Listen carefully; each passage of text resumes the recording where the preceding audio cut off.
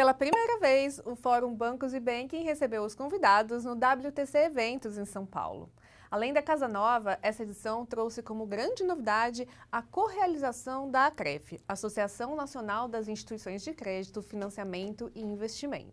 A programação, dividida em 2 palcos, foi criada junto a um time qualificado de curadores e abordou temas latentes para quem está, de fato, submerso neste mercado. Regulação e inovação, Open Finance, inteligência artificial, novos modelos de crédito, cobrança, o novo perfil do consumidor, segurança, dados. Cada sessão dessa imersão de conhecimento, que durou mais de 8 horas, forneceu insights valiosos e práticos, que não só inspiraram os participantes, como prepararam para enfrentar os desafios e aproveitar as oportunidades no cenário financeiro em constante evolução. Além disso, em uma iniciativa inédita, a Business Suite e a Farfin ofereceu uma programação paralela, focada em casos de uso da IA e apresentação de pitches de startups que estão revolucionando o mercado. Acompanhe agora os melhores momentos deste encontro. Bem-vindos à segunda temporada da websérie Bancos e Banking, na qual vamos explorar como as fintechs estão redefinindo a maneira como interagimos com os serviços financeiros. E transformando os modelos de negócio e estratégias de todo o ecossistema.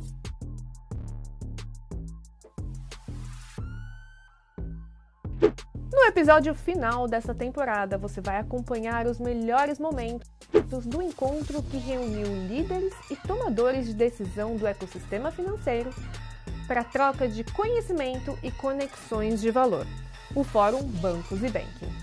Um evento com mais de 8 horas de duração, que abordou o futuro dos negócios financeiros frente ao crescimento dos bancos digitais e banking em setores dos mais diversos segmentos, sob diferentes perspectivas. Antes de começar, você já sabe, dá um like nesse vídeo e se inscreve no nosso canal. Assim você nos ajuda a espalhar esse conhecimento para cada vez mais pessoas. Este evento de bancos e banking, ele é muito importante para o mercado financeiro, porque a gente está tratando de temas de extrema relevância para o desenvolvimento, funcionamento, inovação desse mercado. Uma parceria inédita, onde a gente junta toda esta relação, todo esse contato e dinâmica de inovação e de trilhas que a Cantarino tem, com toda a tradição da CREF para o mercado financeiro, junto às suas associadas, junto aos órgãos reguladores. A CREF tem isto como um pilar estratégico, que é desta conexão entre a experiência e a inovação. Um trabalho que é percussor, um trabalho diferenciado de juntar essas forças em prol do mercado, para que o mercado seja cada vez mais sustentável e perene. Vamos fazer uma visão holística em relação ao crédito, desde a questão regulatória, como também das tecnologias envolvidas e vários exemplos e várias vivências que merecem ser replicadas aí por diferentes empresas e instituições financeiras. Nós temos aí muitos desafios, mas eu gosto bastante de falar também de oportunidades. Então a gente tem o desafio da própria agenda de inovação do Banco Central, que tudo isso é oportunidade que está indo na frente, mas é o desafio de você fazer com que tudo isso aconteça, o desafio de acompanhar, o desafio de estar próximo, de estar incorporando toda essa dinâmica da inovação que você tem que ter no teu negócio. As entregas do Banco Central nos últimos anos, elas têm trazido para o nosso dia a dia uma série de palavrinhas novas que a gente não conhecia e que hoje fazem parte do nosso dia a dia, né? Eu não preciso nem falar do Pix, por exemplo, acho que todo mundo conhece de tudo que é lado. A gente tem o Open Finance, tem o Drex, tem assuntos aqui como BaaS, tokenização, duplicata eletrônica, né, ativos virtuais. O Banco Central ele tem por um lado, acompanhado e, por outro lado, promovido a inovação do sistema financeiro. Porque a gente vê nisso um grande valor. Né? E é isso que a gente vai continuar fazendo nos próximos tempos. É muito claro para todo mundo que está na diretoria os compromissos do Banco Central com a inovação como forma de oferecer melhores serviços para a população, a digitalização da economia como forma de redução de custos, ganhos de agilidade e incentivo à concorrência, e sempre com o objetivo claro de prestar melhores serviços e a menores custos para os clientes do sistema financeiro.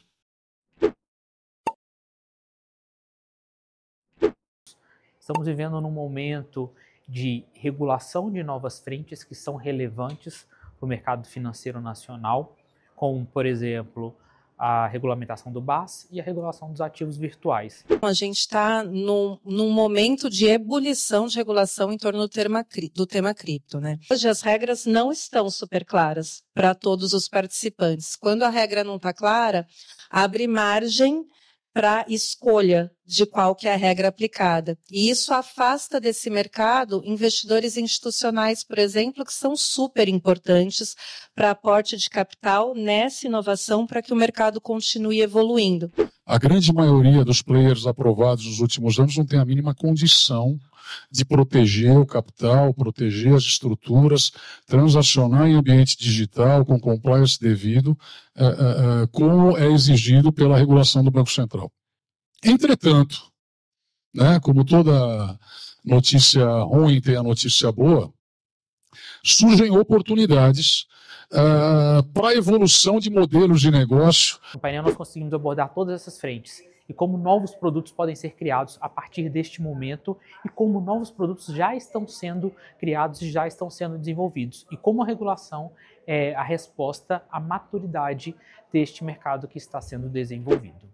O EmanaPay, que é o nome que nós batizamos a fintech, ela não nasceu digital, porque a Natura já era uma grande empresa de microcrédito antes de existir o EmanaPay e era um microcrédito altamente analógico. O que nós fizemos foi aproveitar essa onda de regulamentação, e eu costumo dizer que o progresso, aqui nós invertemos a bandeira do Brasil, o progresso veio antes, a ordem veio depois. Nós começamos a aproveitar empresas que saíram na frente, como o Mercado Pago, como o próprio Carlão, como a DOC, como a Bank, enfim, empresas que nos ajudaram no BAS, em que nós pudermos aprender, porque nós não entendíamos nada de fazer banco.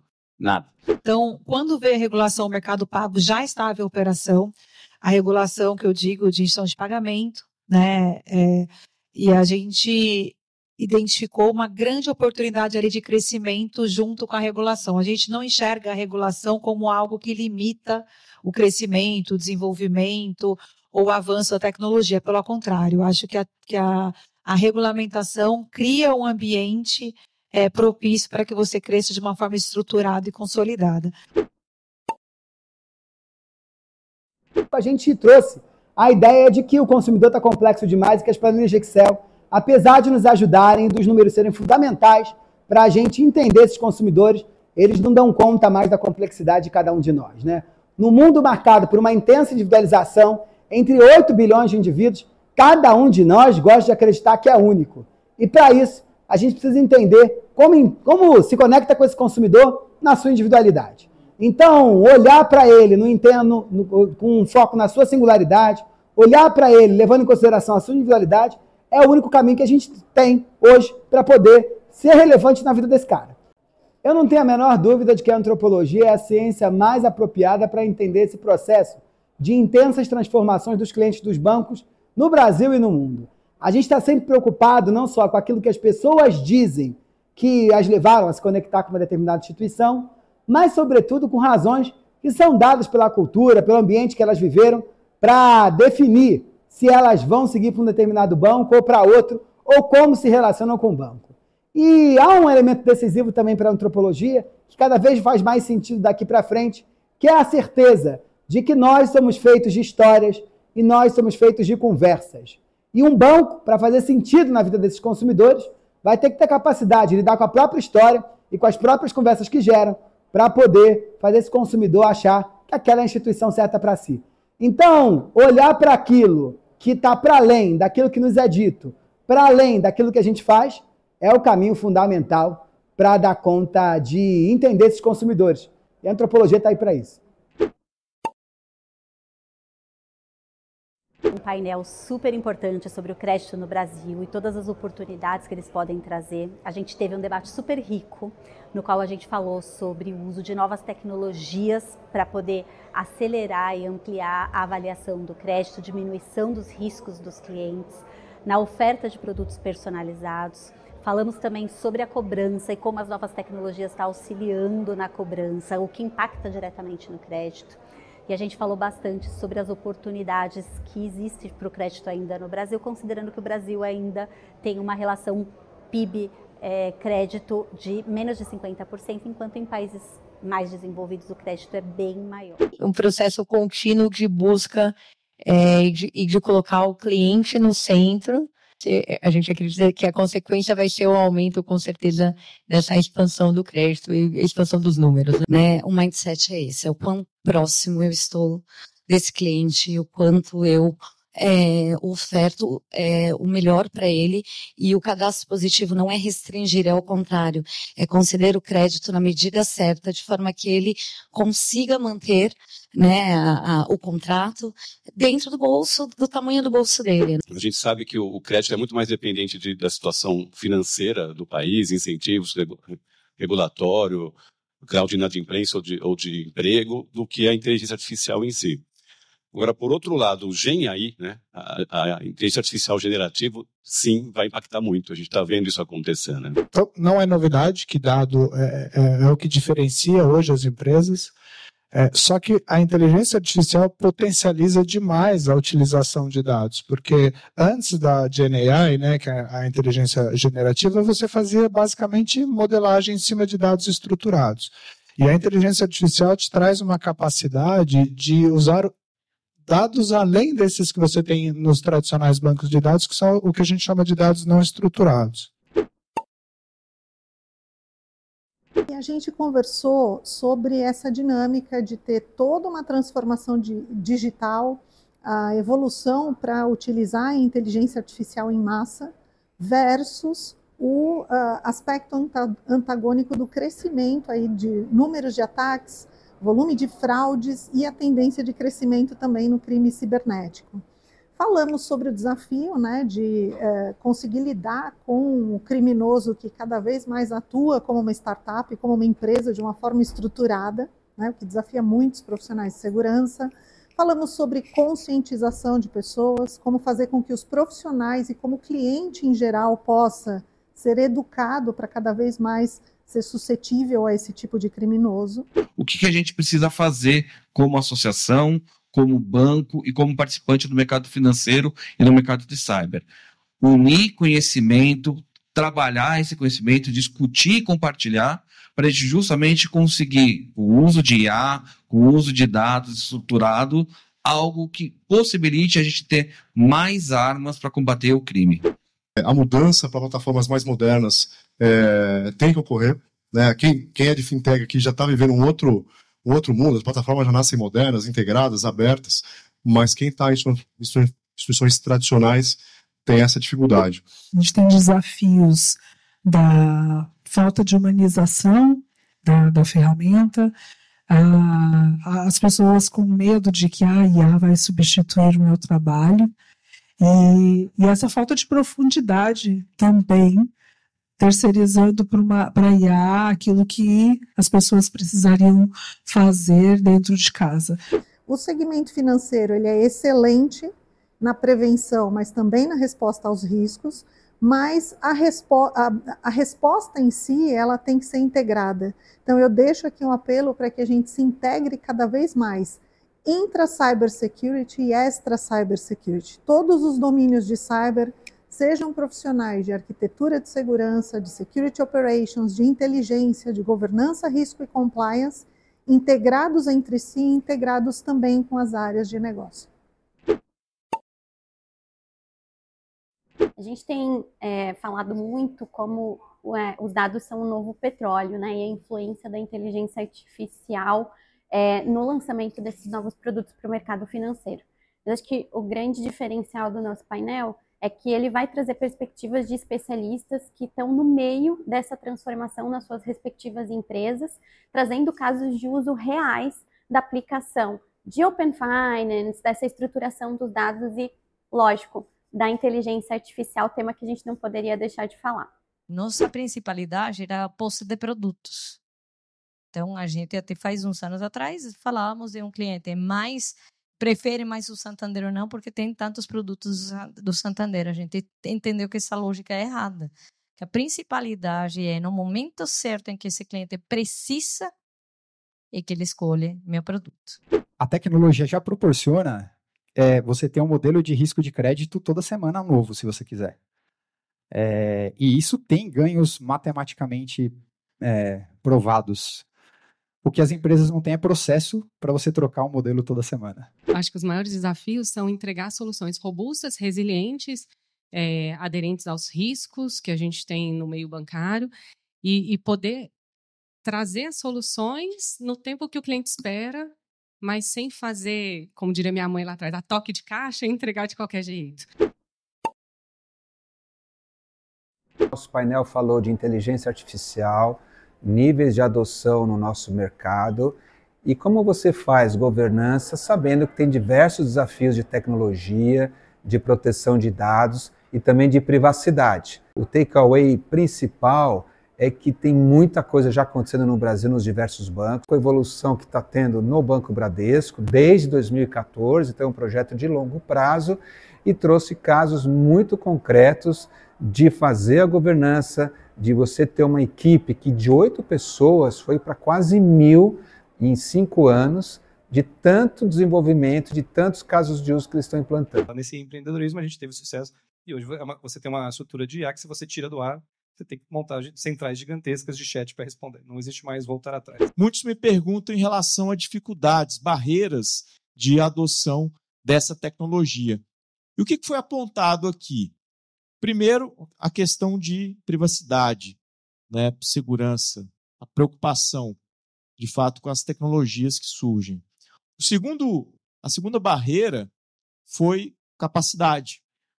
Pessoas especializadas em IA. E o terceiro, o custo. Talvez aqui o Ricardo comecem, né? Não botem todos os ovos da galinha de ouro no pote, mas comecem. E com certeza você vai ter aí vantagens e oportunidades e mitigação tanto de risco e redução de custos utilizando essas novas tecnologias. Acho que ninguém duvida muito da importância do ecossistema de Open Finance, o quanto ele de fato empodera o cliente, quanto ele aumenta a competição, mas isso tem que se transformar de fato em realidades e em casos tangíveis. E é esse um pouco o foco do painel. Um pouco falar de consentimento, a dificuldade e força de atração para obter consentimento do cliente, que viabiliza, de fato, o cliente entrar no Open Finance e portar seus dados, e tentar traduzir cases de negócio tangíveis, resultados, perspectivas, o que, de fato, se vislumbra olhando o Open Finance daqui para frente. Putz, não vou falar para o consumidor, né, explicar tudo que é Open Finance para ver se eu convenço ele de me dar o meu consentimento. Vamos colocar, traga seus dados, traga seu dinheiro. O meio é o Open Finance, né? Eu não preciso, né, se ele quiser, lógico, vai ter ali um link para ele entender como que funciona essa, né, questão de segurança, que todo mundo se preocupa muito. Então, o que nós estamos preparando é entregar todas as áreas de negócio, todos os dados, para que elas possam trabalhar. Então, eu falei agora há pouco, no Sicobi, a gente já tem algum tempo que as áreas de negócio, elas contratam cientistas de dados e trabalham sobre os dados que a gente entrega do Open Finance, né? Então, é assim que o Sicobi, acho que está se estruturando de forma bem resumida. Acho que é dicotômico a gente falar de principalidade quando a gente está falando de Open Finance, né? O Open, ele vem para você escolher onde você vai se aprofundar e onde você vai ser mais transversal, onde você vai trazer seus parceiros. Eu acho que essa expectativa que a gente cria no nosso cliente é importantíssima. A gente está preparado, né, 2 passos antes para a gente não decepcionar, para a gente não prometer, né, não tem que ter medo de prometer. Acho que a gente precisa ter, né, esse viés, com certeza, mas a gente tem que estar estruturado, tanto na parte regulatória como na parte de tecnologia. A gente acabou focando num problema que é dificilmente abordado quando se fala em cobrança, mas ele, por incrível que pareça, ele é o mais importante em relação à cobrança, que é a dificuldade que a gente tem não de saber o número do telefone certo de um potencial devedor, mas de como que eu consigo ter um touch point, como é que eu consigo ter uma comunicação com esse devedor. Não adianta tecnologia, não adianta você ter a inteligência artificial mais perfeita do mundo, mas se você não tiver o ponto de contato com a pessoa em situação de dívida, não tem solução para essa recuperação de crédito. Se promoveu uma discussão muito interessante, muito saudável, eu diria até surpreendente. O cliente é o canal. E o que a gente tem que fazer é aprimorar os meios de comunicação com esse nosso cliente, que hoje está na moda, né? Há anos atrás estava na moda o telefone, hoje está na moda o WhatsApp, e que daqui 3, 4, 5 meses pode mudar para o TikTok, pode mudar para o Telegram, pode... Então a gente tem que se apegar menos ao meio de comunicação com o cliente e mais qual tipo de informação e a forma que a gente se comunica e chega no cliente como um todo. Cobrança cada vez mais é um processo analítico, né? Para isso você precisa de ferramenta, você precisa de dados organizados e um ferramental que te permita errar barato. Então, o segredo é você dispor de um arsenal ali, né? Que permita você errar barato, né? Então vou rodar 100 estratégias, ok, 78 delas descarto, barato, né, não funcionou, peraí, 22 delas, bacana, deixa eu escalar. Né? E isso não pode ser baseado em pessoas, né, em tempos de análise. A gente precisa dos algoritmos, a gente precisa das estatísticas rodando, né, para te mostrar exatamente aquelas em que se vale, né, investir. O trabalho que a gente vem fazendo, um pouco do uso da tecnologia, é como que a gente consegue ganhar a credibilidade desse cliente, porque o cliente perdeu a confiança. Então, tem que adequar cada canal para cada tipo de cliente, e cada tipo de cliente está relacionado ao produto de utilização. Como o credor ajuda o devedor a confiar mais no meu canal? Construindo a ferramenta da maneira correta e gerando confiabilidade. A ideia é trazer uma série de reflexões e provocações que vão ajudar a plateia e todo mundo a entender como a vida do brasileiro, a sua vida financeira vai ser transformada com essas pecinhas de Lego que estão compondo uma realidade absolutamente disruptiva e exponencial.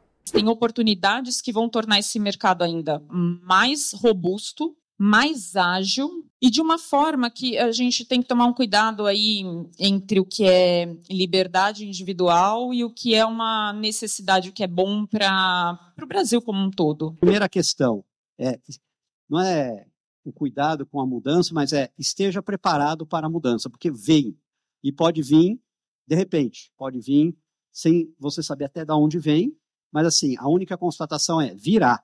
E você não pode querer nadar contra a correnteza. Acho que esse é um pouco do nosso aprendizado. O brasileiro, ele testa. Então, dificilmente essas coisas de blockchain vão criar grandes disrupções na experiência que nós já temos. Porque, cara, na boa, para melhorar o Pix, só se for voltar no tempo. Né? Mas a tecnologia deve conseguir trazer para você negócios que não existiam. Se esse é um assunto que te interessa, você já sabe. Dá um like nesse vídeo e se inscreve no nosso canal. Assim você nos ajuda a espalhar esse conhecimento para cada vez mais pessoas.